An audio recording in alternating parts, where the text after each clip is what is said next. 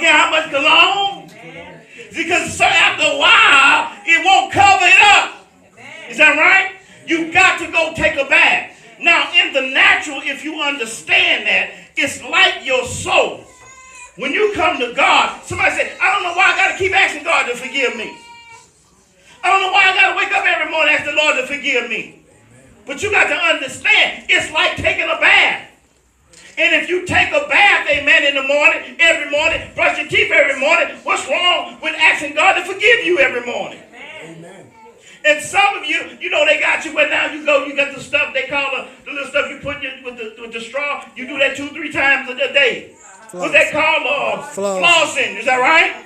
Some people brush their teeth 2 or 3 times a day. And some of you take a bath 2 or 3 times a day. Amen. Is that right? Yeah. But how much ever you need doesn't really matter if you get clean. Yeah. You're going to worry about what somebody's going to say because you flossing, you keeping your teeth clean. Amen. You brush your teeth 3 times a day. Do you care about what the people say? Come on, you keep your teeth in your mouth. Amen. Do you follow me?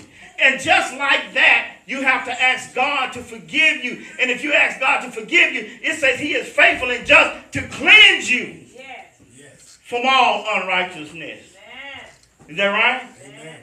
But some of us, we don't want to do that. We want to come to church. I asked the Lord to forgive me 2 months ago. Yes. I came to the altar and asked the Lord to forgive me, and I raised my hand in front of everybody, and I don't want to go back up there.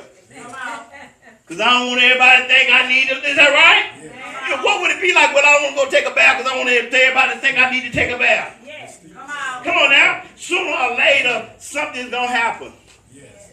And it's just like with sin. The more and more you don't ask God to forgive you. The Bible says when you ask to forgive you, he will forgive what? You forgive others, he'll forgive you. Yes. Is that right? Amen. When we think about other people, how many of you know, I know some of you know some folks you don't want to forgive. Amen. Oh, yeah. Huh? Amen. Some of you got some folks it's hard to forgive. Yes. And the first thing you want to say, well, I forgive, but I won't forget. Amen. You want to say that because you really ain't forgave. You don't want to forgive. You don't want to forget.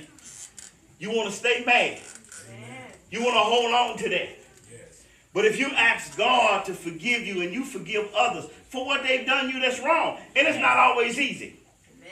And it's always seemed like the person that's closer to you is the one that's hard to forgive. Amen. Is that right? Yes. You meet people out in the world. Some of you meet people, if you was like I used to be, I would meet people out in the world and I expected nothing from them.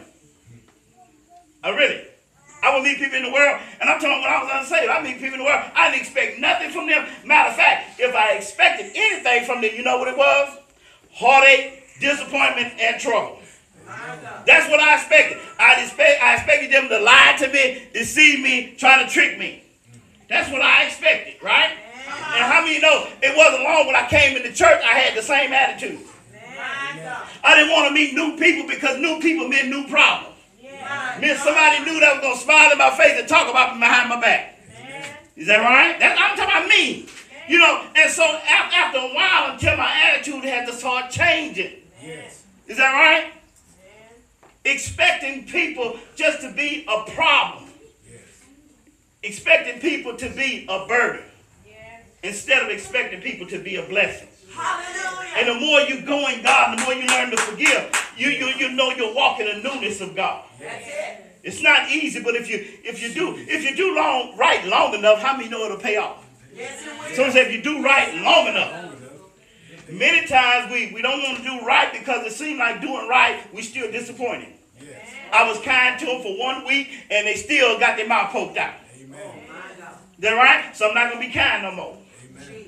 But I would believe that anything in your life worth having is worth fighting for. Yes. It's worth keeping it up. Yes. Because anything you do long enough, you will get good at it. Amen? Yes.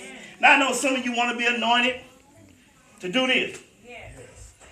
Okay, let me turn. Something like that. But some of you like to be anointed and you want to play some music, right? And when I meet people, I get people that want to play music, I get people that want to play drums, I meet people that want to sing, I meet people that don't really want to say it, but they want to preach. Yes. Is that right? Yes. And when I meet people like that, I tell them, okay, there it is.